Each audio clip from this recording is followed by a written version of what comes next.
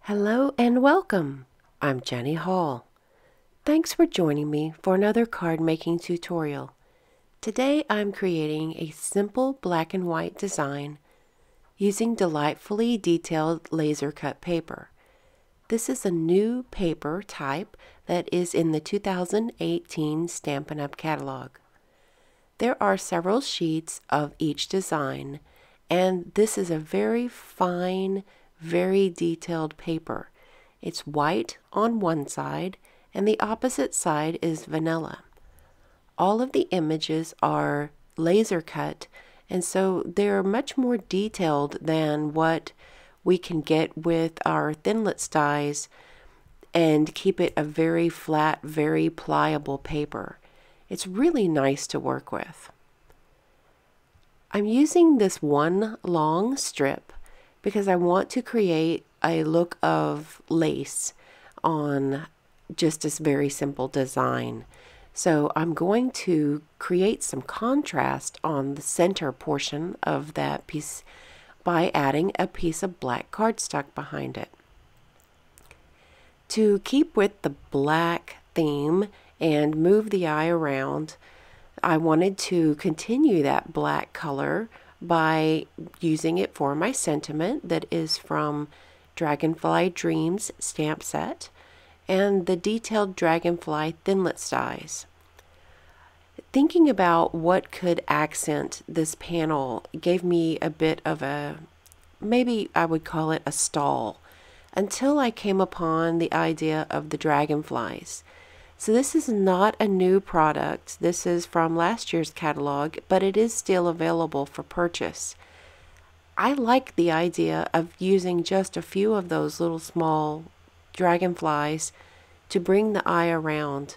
And the lace kind of reminds me of Victorian, and the small dragonflies would be very much keeping in the Victorian style. So I've snipped those apart, just a couple of them, and I will add them to my card. I apologize for the lighting in this video. I was using natural light, and the natural light kind of faded out because the clouds came in. To add another accent of black, because I didn't feel like there was enough for the sentiment to just be the stamped portion black, I'm going to back it with just the thinnest little strip of black paper, just enough to kind of transition that black midline over up to the area where the dragonflies are going to end up being. Very simple, very elegant design that is not complicated. I did not need to make a die cut for the paper portion and push out all of those tiny little die cut dots with my Big Shot die cut brush because this paper is already cut. I like that it makes a very quick card.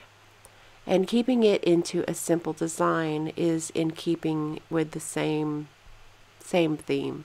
Sometimes I know we are all on a very short time schedule, or maybe it's a matter of not really having enough gumption in the creativity jar in order to get something done. I know that's the case for me oftentimes.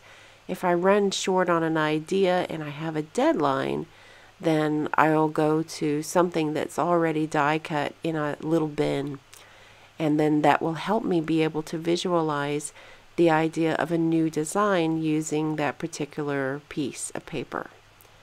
I have a few of these little dragonflies left over. I thought I'd place them on the inside of the card, and that will complete our project. Very quick, very simple for today. Thank you so much for joining me. All of the products are listed below in the video description, as well as a link to my blog post that will be featuring this particular project. If you like this card is going to be entered into a, not really a contest, but it's a voting system, and you can vote for this card. So there's going to be a link down below as well. The video voting starts on Tuesday, the 12th at 5 p.m. and runs for 5 days. Thanks so much for joining me today. I'll see you next time. Thanks for watching the video. Have a good day!